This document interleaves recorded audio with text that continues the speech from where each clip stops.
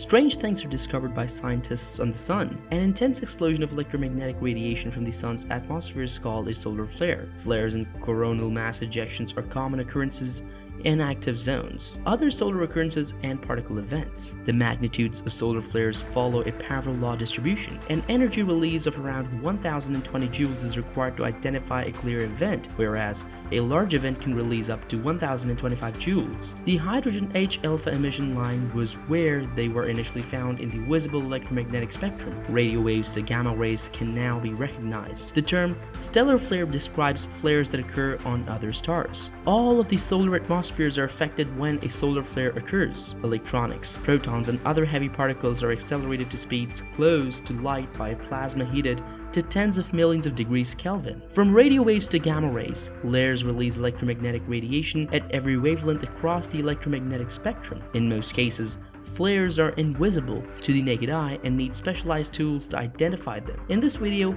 we will look at the approaching solar flare and address some of the most often asked topics. To produce a solar flare, what causes the sun to explode? Are solar flares part of the solar system's most powerful outbursts? For example, flares can be seen around sunspots when strong magnetic fields pierce through the photosphere and link to solar interiors. Flares are powered by the sudden release of magnetic energy stored in the corona, even though the relationship between CMES and flares remains a mystery. Coronal mass ejections and CMES flare sprays are linked to solar flares because of the similar energy outputs. On the other hand, eruptive prominences discharge material at speeds of between 20 and 2000 km per second. The 11-year solar cycle affects the frequency of solar flares. There can be as many as one occurrence each day at solar maximum, but there may be only 1 or 2 per week over the solar cycle. In addition to this, stronger flares are rarer than weaker ones. While 10 times class flares occur roughly 8 times every cycle,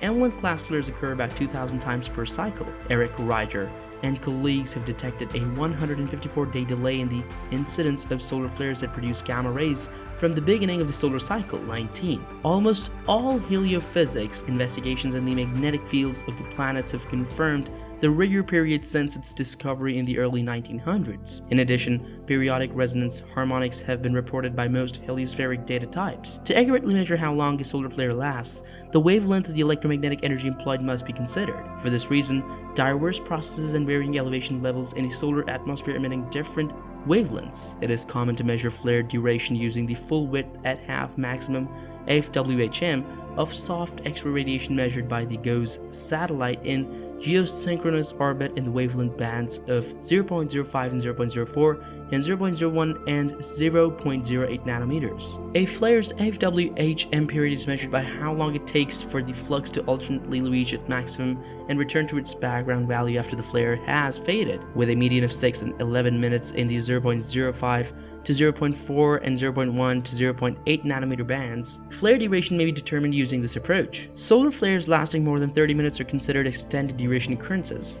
Flares produce hot plasma post-eruption loops that extend over the neutral line, dividing regions of opposing magnetic polarity near their source. These loops occur along the neutral line at increasing distances from the source as time progresses, resulting in the photosphere and corona. After the eruption and during the flare's decline stage, these hot loops are thought to be maintained by sustained heating. A post-eruption arcade is an arch-like structure that forms when weak flares of the C-class or above connect the loops. A structure's survival time following a flare must be range from a few hours to a few days. There are times when plasma voids may emerge above these arcades due to downflows that are dark someplace. The large solar flare caused radio outages and laid the framework for future solar storms throughout the Easter vacation weekend. According to the National Oceanic and Atmospheric Administration's Space Weather Forecast Department, an Easter solar flare occurred on April 16th. A coronal mass ejection CME occurred minutes after a massive solar outburst. According to SWPC authorities, the flare lasted 34 minutes and was categorized as an X1 class sunstorm, the most powerful on the sun. It is believed that the flare came from the areas 2994 in 2993, a cluster of sunspots that have been active since the flare initially appeared on the sun's eastern limb. There will be a lot of sunspot activity in the coming weeks as these spots traverse our planet's visible disk. The SWPC characterized the Easter solar flare as a Category 2 solar radio burst, which resulted in a temporary radio blackout. Astronomer Tony Phillips said in an update that such bursts are caused by shock waves in the leading edges of the CMES. Considering that the explosion occurred near the sun's eastern limb, the coronal mass ejection generally is unlikely to be targeted towards Earth. The X-class flares on the sun are the most important. Sun flares in the A-class range are the weakest. Storms in the B and C-class range are also insignificant. When targeted directly at Earth, M-class and higher storms can boost the northern lights, while the strongest S-class storms can imperil satellites and astronauts in space. M-class storms can do both. On March 30th, an X-1.3 class solar storm hit the sun, followed by many C and M-class flares from various sunspot sites. It is currently in the midst of an 11-year solar